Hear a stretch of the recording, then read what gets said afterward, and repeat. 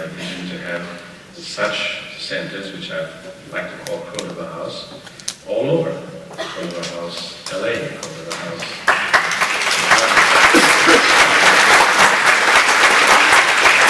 Our final invited guest is my friend Rabbi Stephen Jacobs. He's the Rabbi Emeritus of Temple Kol Tikva. He's also the founder of the Rabbi Stephen B. Jacobs Progressive Faith Foundation. Currently, he sits on the executive board of Equality California and is a member of the Muslim American Homeland Security Congress of the Los Angeles Sheriff's Department. Please welcome Rabbi Stephen Jacobs.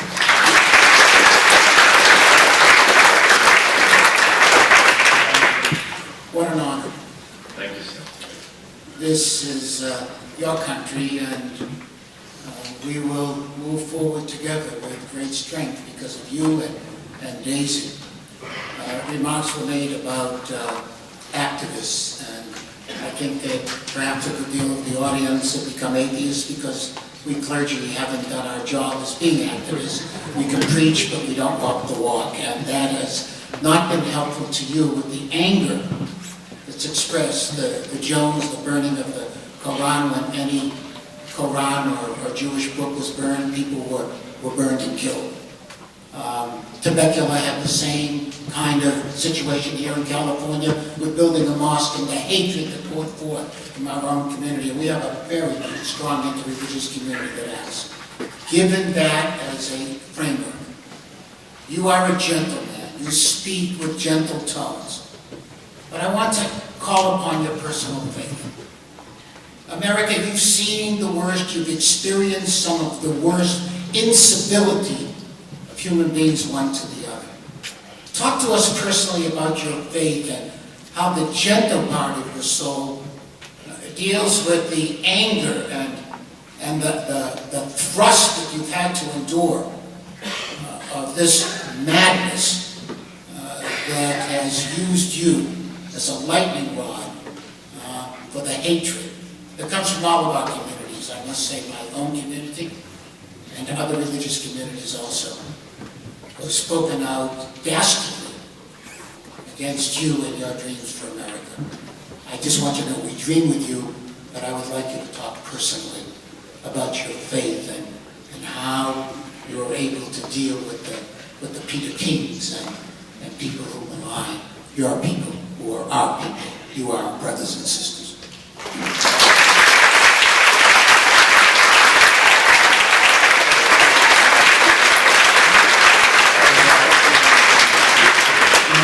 Also, along with that, please say something about Sufism. A lot of questions in the audience about what is Sufism in your answer, if you don't mind.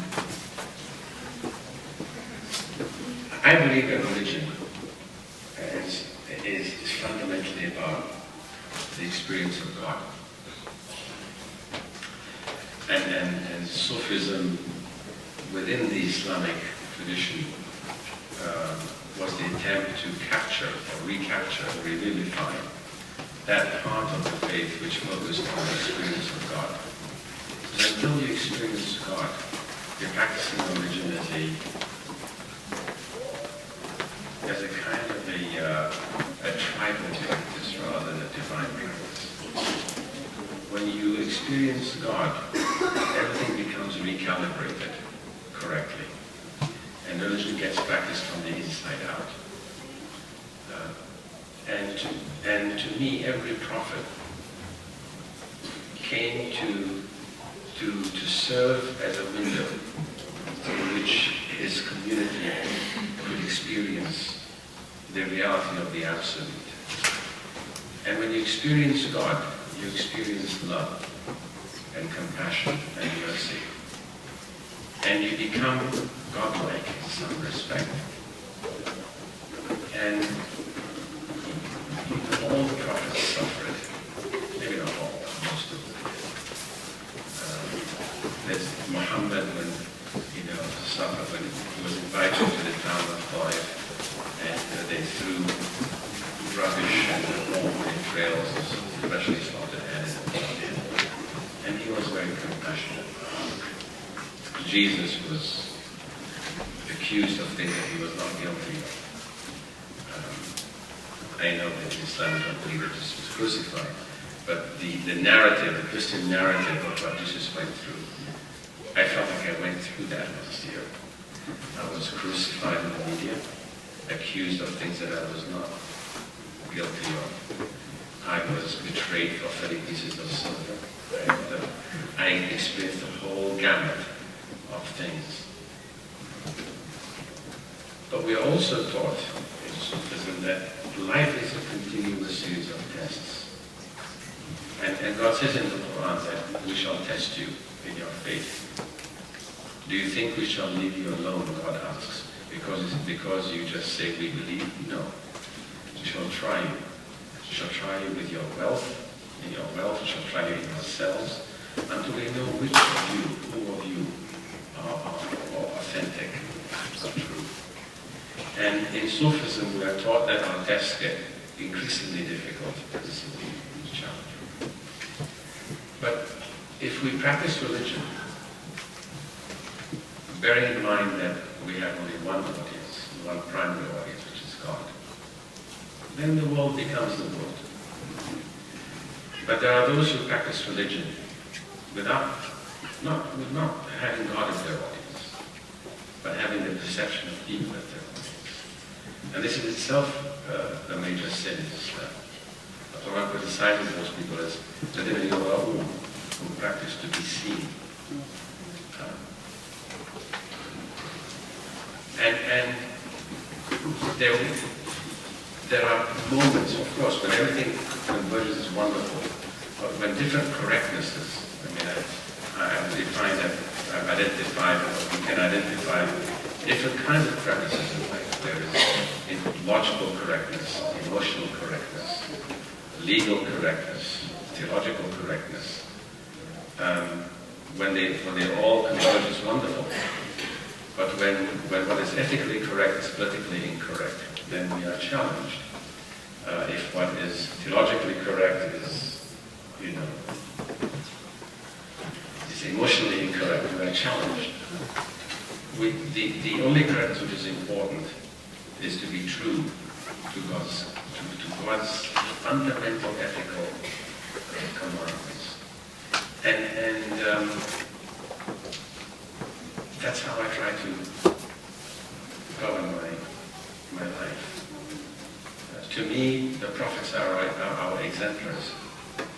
To walk the walk of Jesus, to walk the walk of Muhammad, to walk the walk of Moses. And they all suffered terribly. Moses roamed for 40 years without seeing the Holy Land, without having plumbing, without having air conditioning, without having tough, ethical travel.